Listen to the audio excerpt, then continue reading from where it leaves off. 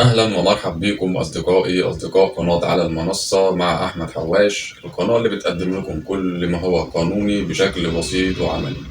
هنتكلم النهاردة في موضوع مهم جدا ويخص كل الناس، وهو حقوق المستهلك في مصر. وطبعا كلنا عارفين وشايفين ايه اللي بيحصل للمستهلك في مصر، وطبعا كلنا كل يوم في احتياج ان احنا نجيب او نتعامل بشراء سلعة او خدمة بشكل يومي.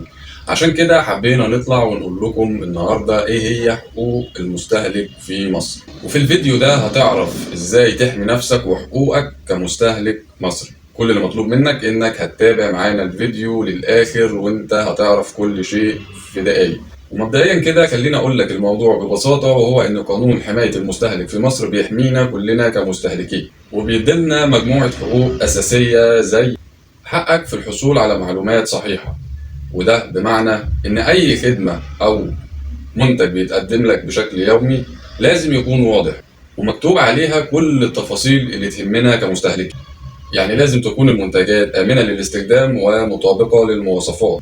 وكمان حقك في إنك تختار المنتج اللي أنت في احتياج ليه بدون أي تلاعب أو ضغط، سواء بشكل مباشر أو غير مباشر. وكمان حقك في إنك تستبدل أو تسترجع المنتج في حالة إنك لو لقيت المنتج فيه عيب أو مش مطابق للمواصفات، فأنت هنا من حقك إنك تسترجعه أو تستبدل المنتج. ولو واجهتك مشكلة تقدر تقدم شكوى للجهات المختصة. وعشان تضمن حقوقك عايزك تركز معايا قوي في الكلمتين اللي جايين دول. اول حاجه، وانت بتستلم كل منتج لازم تقرا كل تفاصيله كويس جدا، زي المكونات وتاريخ الصلاحيه وسعر المنتج. تاني حاجه مهمه انك تحتفظ بالفواتير او الايصالات اللي انت بتاخدها، لان ده بيكون دليل شرائك للمنتج او الخدمه.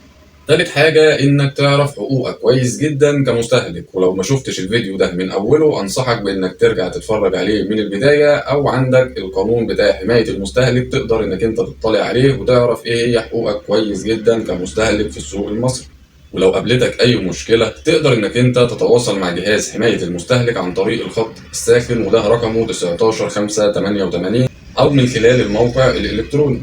ويا ريت تشاركنا تجربتك لو ليك أي تجربة، سواء كانت بالإيجاب أو بالسلب، علشان الكل يستفاد من تجربتك. طب إزاي جهاز حماية المستهلك ده بيساعدنا؟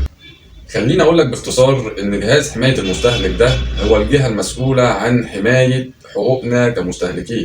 وده لأن هو كل شغلته إن هو يراقب الأسواق ويراقب المنتجات والخدمات اللي بتتقدم لنا من حيث صلاحيتها وكونها مطابقة للمواصفات ولا لا. الجهة المختصة بالتحقيقات والشكاوى، اللي لو عند أي حد شكوى بيقدمها ليه، وبيتم النظر في الشكوى وبيتم اتخاذ الإجراءات اللازمة تجاه شكوتك. ومهم جدا نكون على دراية بكل حقوقنا كمستهلكين علشان نقدر إن احنا نحمي نفسنا من أي تلاعب أو غش. ولو عندكم أي استفسار بخصوص الموضوع ده تقدروا إن كنتوا تسيبوه لنا في التعليقات، وما تنساش الإعجاب والمشاركة في القناة علشان يوصلك كل جديد أول بأول، وعلشان أكبر عدد من الناس يستفاد. وأشوفكم على خير في الفيديو اللي جاي.